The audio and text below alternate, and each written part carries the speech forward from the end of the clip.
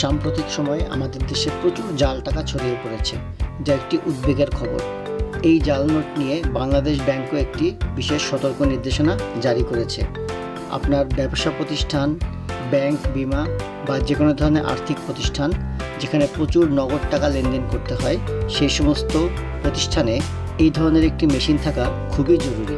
আমরা দেখতে পাচ্ছি এই মেশিনের নিচে আসল নোট ধরলে তার ভিতরে ফ্লুরোসেন্ট কালি থাকার কারণে সেটি উজ্জ্বল আলোর মতো জ্বলজ্বল করছে। কিন্তু একটি নকল নোট যদি রাখা হয় তাহলে আমরা দেখতে পাচ্ছি নকল নোটটি সম্পূর্ণ সাদা হয়ে পড়ে আছে। পাশাপাশি আসল নোট রাখা হলে সেটির ভিতরে কিন্তু উজ্জ্বল আলো জ্বলজ্বল করছে।